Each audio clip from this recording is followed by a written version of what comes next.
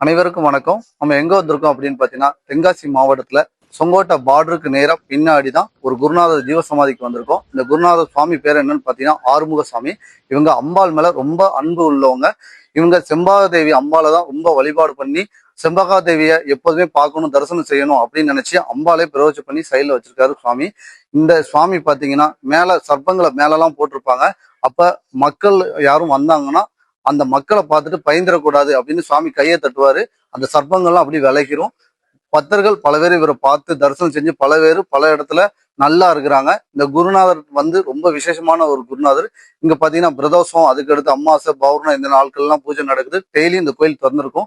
அமைதியா இருக்கணும் ஆசைப்பட்டீங்கன்னா இந்த சுற்றுச்சூழல் ரொம்ப அமைதியா இருக்கும். இந்த குருநாதர்கிட்ட வந்து நீங்க அமைதியா சில விஷயத்த சொல்லிட்டு போனீங்கன்னா உங்களுக்கு நல்ல நல்ல விஷயங்கள்லாம் அடுத்தடுத்து நடக்கும். இந்த காணொலி உங்கள் முடிஞ்ச நிறைய நண்பர்களுக்கு இதே மாதிரி குருமார்கள் ஜீவசமாதிகள் பல பேருக்கு போய் சேரணும் அப்படின்னு நினைச்சுதான் ஒவ்வொரு காணொலியா பதிவு பண்றேன். இது அத்தனை நண்பர்களும் உங்களால முடிஞ்ச நண்பர்களுக்கு ஷேர் பண்ணுங்க. நன்றி.